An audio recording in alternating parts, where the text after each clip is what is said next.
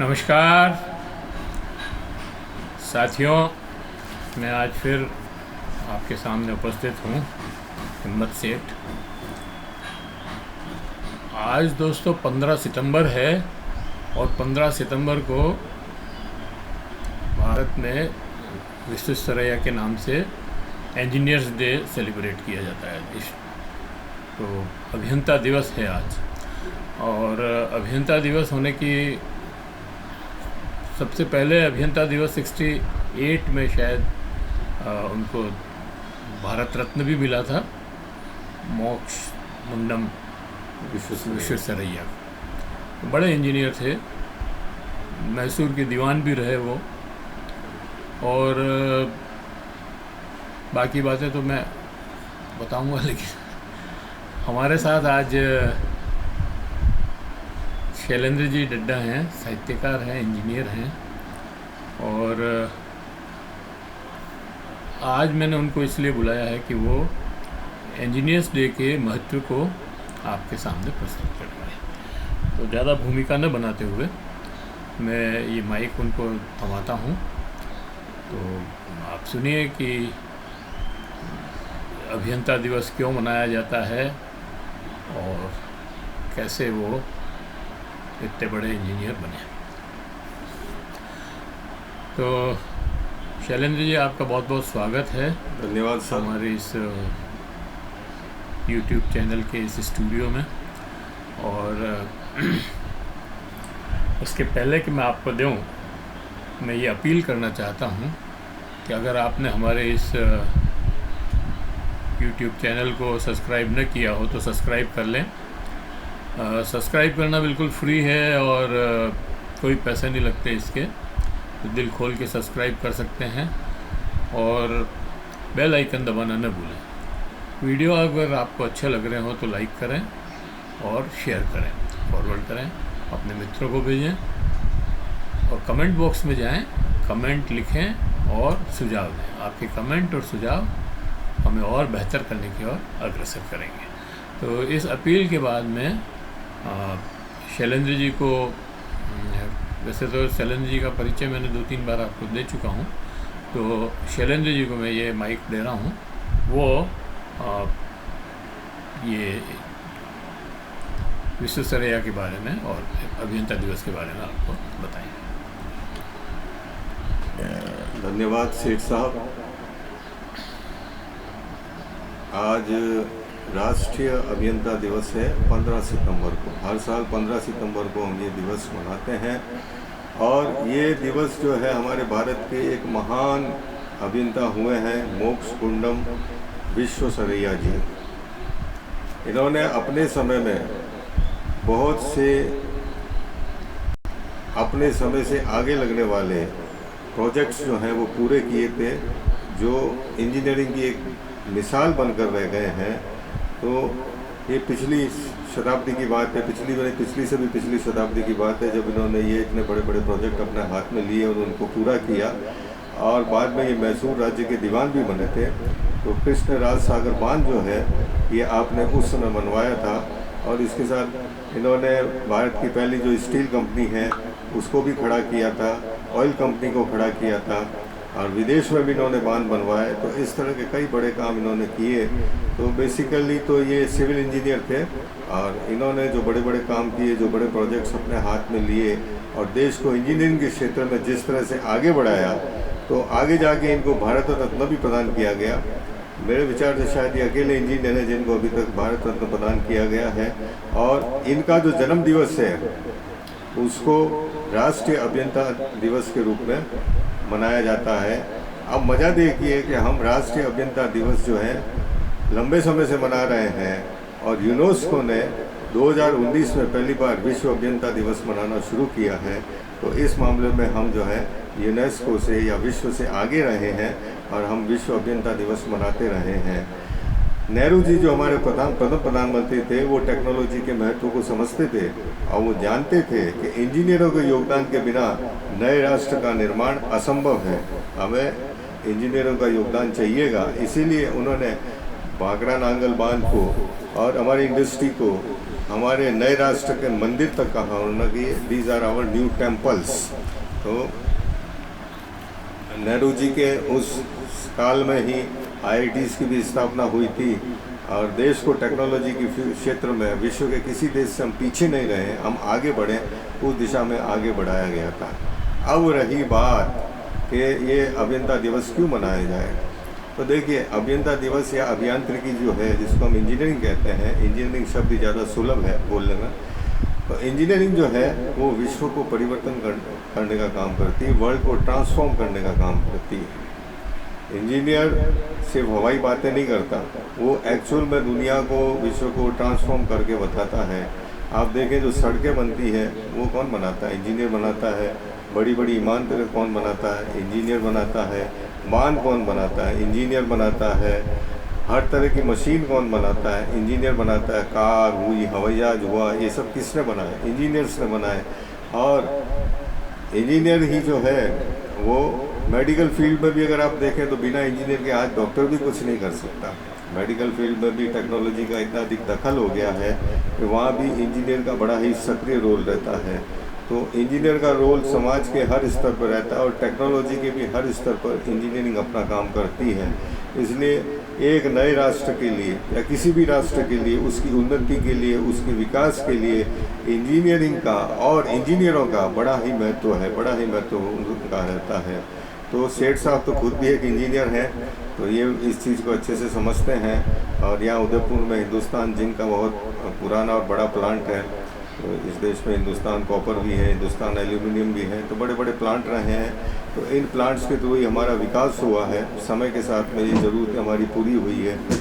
तो अब आप देखें इंजीनियरिंग में भी एक तो होती है साइंस, विज्ञान। विज्ञान क्या करता है? विज्ञान जो है प्रकृति के सिद्धांत, प्रकृति के नियमों का अध्ययन करता है और जो वेरियस फिनोमिनाज है प्रकृति में हमारे चारों तरफ जो अलग अलग तरह की घटनाएं घट रही है, वो घटनाएं क्यों घट रही है, उनको कारण को हमें समझने में मदद करता है। ये सारी घटनाएं क्यों घट रही है? जैसे आकाश में इंद्रधनुष बना तो इंद्रधनुष क्यों बना? रात में तारे चमकते हैं तो क्यों चमकते हैं? आकाश नीला दिखाई देता है तो क्यों दिखाई देता है? तो ये सारी जो घटनाएं हैं इनको समझने में विज्ञान हमारी मदद करता है। और इसको हम तो एक तो साइंस होती है, दूसरी होती है अप्लाइड साइंस। जब साइंस को हम प्रैक्टिकल लेवल पे अप्लाई करते हैं, हमारी डे टू डे जो प्रॉब्लम्स हैं, जो हमारे लिविंग की प्रॉब्लम्स हैं, जैसे ट्रांसपोर्टेशन की प्रॉब्लम है, पहले आदमी को एक जगह से दूसरी जगह जाना होता था तो या तो वो पैदल जाता था या घोड़े और गधों पे बैठ के जाता था, बैलगाड़ी में बैठ के जाता था। लेकिन 18वीं सदी में, 19वीं सदी में जो डेवलपमेंट हुए उसके कारण हमने क्या किया? हमने जो है IC इंजन का विकास किया, एक इंजन का विकास किया और हमने कारें बना ली, हमने मोटरसाइकिल बना ली, हमने बसें बना ली, हमने ट्रक बना लिए। तो हमारा जो एक स्थान से दूसरे स्थान पर जाने का जो श्रम है वो बच गया, वो बहुत सुविधापूर्ण भी हो गया और समय भी बच गया। हम बहुत जल्दी जो है एक स्थान से दूसरे स्थान पर पहुंचने लगे। इसके कारण जो है ट्रांसपोर्टेशन बहुत इंक्रीज़ भी हो गया। तो एक ही दिन में लाखों लोग एक जगह से दूसरे स्थान पर जा रहे हैं। फिर रेलवे आया तो रेलवे के कारण जो है एक ही दिन के अंदर जो है बहुत बड़ी मात्रा में पूरे देश के अंदर माल एक जगह से दूसरी जगह जाने लगा। तो इससे देश के विकास में बहुत ही तेज गति आई और हमारा जो देश है वो बहुत तेज़ी से विकास करने लगा। तो ये ट्रांसपोर्टेशन जो इंक्रीज़ हुआ उससे देश की सकल आय में भी बहुत वृद्धि हुई। तो ये चीज़ जो है एक स्तर पे हमें मदद करती है। इसी तरह घर में देखें तो हमारे घर में आज जो है रसोई गैस का चूल्हा है, किचन गैस अवेलेबल है। तो पहले जो है कोयले की सिगड़ी होती थी या तेल से चलने वाला स्टोव होता था जिस पर खाना बनाया जाता था। आज हम घर के अंदर जो खाना बनाना बहुत आसान हो गया है क्योंकि हम किचन गैस को इस्तेमाल करते हैं और बड़ी आसानी से, बड़ी फुर्ती से खाना बन जाता है। तो इस तरह के बहुत सारे परिवर्तन आप जानते ही हैं। इलेक्ट्रिसिटी, आज हम कितनी बड़ी मात्रा के अंदर इलेक्ट्रिसिटी का प्रोडक्शन हो रहा है और हमारा पूरा जो लाइफ है अब इलेक्ट्रिसिटी के ऊपर डिपेंडेंट है।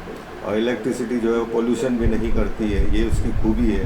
तो ये सारी चीज़ें जो है ये बताती है कि हमारे जीवन के अंदर हमारी डे टू डे लिविंग, रोज़मर्रा के जीवन की जो समस्याएं हैं उनका समाधान निकालने में इंजीनियरिंग का कितना बड़ा योगदान है, कितना महत्व है। तो इंजीनियरिंग जो है वो अप्लाइड साइंस के फील्ड से संबंधित है और इंजीनियरिंग या इंजीनियर दिन रात मेहनत करके और नई नई डिज़ाइंस करके और नई नई खोजें करके नए नए मॉडिफिकेशंस करके इनोवेशंस करके समाज को आगे बढ़ाने का काम करते हैं, समाज को नया रास्ता दिखाने का काम करते हैं। यही जो है इंजीनियर दिवस का महत्व है। तो समाज में इंजीनियर के रोल के बारे में, इंजीनियरिंग के रोल के बारे में जागृति लाई जाए, यही जो है इंजीनियरिंग दिवस का महत्व है। और नए नए बच्चे जो हैं वो इस फील्ड को अपनाएं, इस फील्ड में आगे आए, इस फील्ड को आगे ले जाएं, ये बहुत ज़रूरी है। तो ये इसका महत्व है। धन्यवाद। आगे बहुत बहुत धन्यवाद शैलेंद्र जी।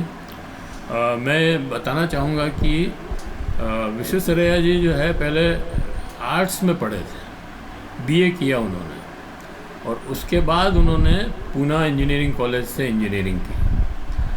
और उनका जो सबसे मतलब उस समय जो टेक्नोलॉजिकल जो काम था, जो जैसा आपने बताया कृष्णा सागर बांध, लेकिन कृष्णा सागर बांध के पहले भी उन्होंने जो मतलब ये जो डैम बनते हैं इनमें जो गेट लगते हैं वो स्विस गेट बनाने का काम जो है उन्होंने सबसे पहले किया। वो उनका सबसे इम्पोर्टेंट वर्क का काम था।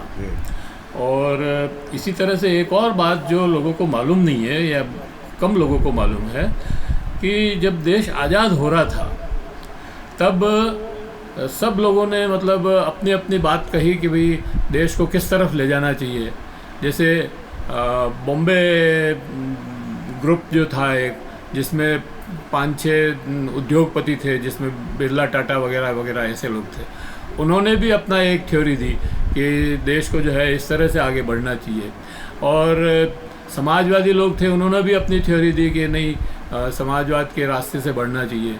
नेहरू जी तो थे ही जिन्होंने मिक्स इकोनॉमी फिर बाद में उसको अपनाई।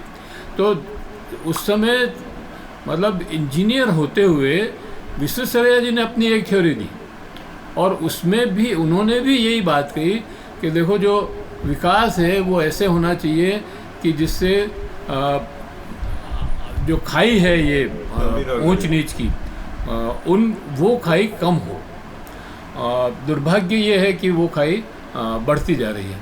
और अभी जो तकनीक का मामला है, अभी जितनी जितनी तकनीक विकसित हुई है, मुझे बहुत ही दुख है और अफसोस के साथ कहना पड़ रहा है और इंजीनियर्स डे के रोज़ कहना पड़ रहा है कि ये तकनीक जितनी विकसित हुई है विश्व में, उसने पूरे विश्व की जो विषमताएं हैं वो बहुत बढ़ा दी है, तकनीक की वजह से बढ़ी है। मतलब जैसे जिनके पास पैसा है उनके पास बहुत पैसा है, जिनके पास नहीं है उनको खाने को भी नहीं है। हमारे देश में ही देख लिए 80 करोड़ लोग अनाज के लिए, खाने के लिए, पेट भरने के लिए सरकार पर आश्रित है। तो ये सारा जो चीज़ें हुई है, और एक तकनीक का उपयोग करके अडानी अंबानी ने, खैर उन्होंने तकनीक के अलावा भी बहुत सारी चीज़ों का दुरुपयोग किया। उन्होंने बहुत ही कहना चाहिए चीट किया, मतलब एक तरह से कहना चाहिए शेयर मार्केट में शेयर वैल्यूज़ बढ़ाने में, अपने शेयर की जब अप्राकृतिक वैल्यूज़ बढ़ाई और फिर उसको जो है वापस कम दाम में बेचा। और अभी भी जैसे हिडनबर्ग का और बहुत सारे केसेस मतलब अभी आरोप लग रहे हैं, तो वो सारी चीज़ें हैं। लेकिन तकनीक के उपयोग ने बहुत ज़्यादा, और हमारे भारत में मतलब जितने भी पूंजीपति हैं उन्होंने कोई आविष्कार करके या ऐसे नहीं पूंजीपति बने। जैसे वो फोर्ड या अमेरिका में तो जैसे उन्होंने वाईफाई ढूंढी, या जिन्होंने फेसबुक बनाई, जिन्होंने ये इंस्टाग्राम और मतलब इस व्हाट्सएप और ये सारी चीज़ों से बहुत पैसा बनाया। लेकिन हमारे यहाँ इन लोगों ने ऐसे पैसा नहीं बनाया, इन्होंने सिर्फ सरकार से मिलके और लोगों को मूर्ख बना करके पैसा बनाया। तो ये एक दुखद पहलू है। चलिए आज के विषय से थोड़ा अलग हाँ, है वो। ये आज के विषय से बिल्कुल नहीं, तकनीक से जुड़ा हुआ मामला था, इसलिए मैं बोला आज। लेकिन बाकी ये है कि मतलब कोई भी सभ्य समाज बिना इंजीनियरिंग के विकसित नहीं हो सकता है, ये इसमें तो कोई दो राय है ही नहीं। चाहे वो जैसे मैं कई बार कहता हूँ कि बिना मिनरल्स के जो है कोई भी सिविल सोसाइटी डेवलप नहीं कर सकती है, कर ही नहीं सकती, बन नहीं सकती, क्योंकि सारी चीज़ें तो हमको ज़मीन से ही मिलती है। लोहा मतलब लोहा, तांबा, जिंक, जो भी है वो सब, एल्यूमिनियम, सारे खनिज जो है धरती से मिलते हैं, और चूना, पत्थर, रेती, सारी चीज़ें। और ये नहीं हो तो आप देखिए कैसे अपना विकास होगा। न तो मकान बन सकते हैं, न रहने को कोई झोंपड़ी बन सकती है, न कोई हल बन सकता है, न मशीन बन सकती है, न कुछ नहीं बन सकता। तो ये तो सही है कि मिनरल की भी ज़रूरत है और इंजीनियर्स की भी ज़रूरत है, और इंजीनियरिंग के बिना ये सारी चीज़ें का उपयोग नहीं हो सकता।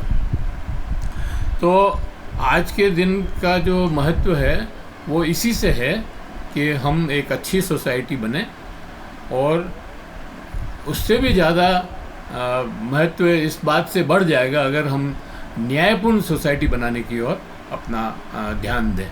इंजीनियरिंग तो अपनी जगह है ही, लेकिन उस तकनीक को गरीब लोगों को भी कैसे सहूलियत मिले, इसके ऊपर खर्च करें और अपना दिमाग लगाएं तो ज़्यादा बेहतर होगा।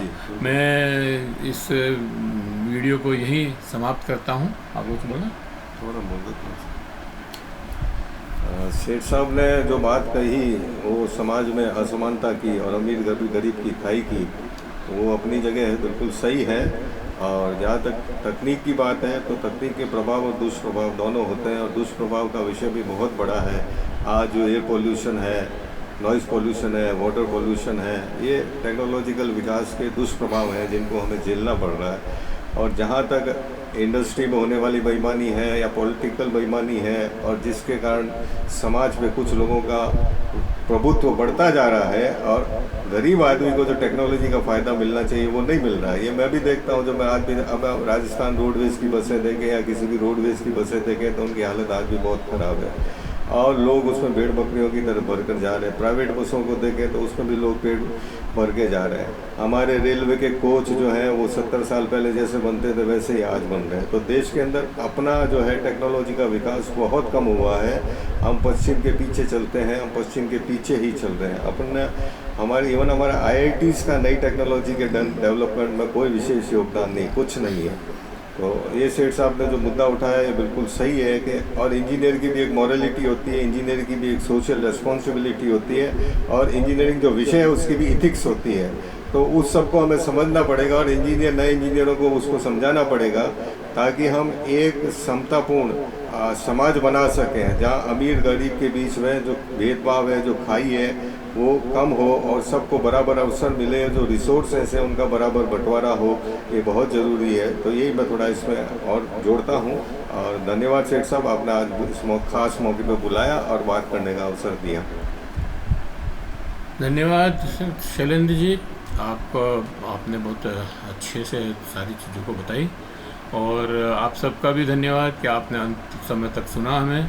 अब एक बार फिर वो अपील दोहराता हूँ मैं कि अगर आपने हमारे चैनल को सब्सक्राइब न किया हो तो सब्सक्राइब कर लें, बेल आइकन दबाना न भूलें।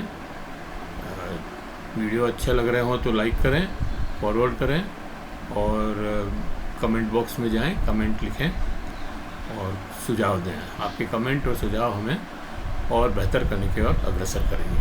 धन्यवाद। जय भारत,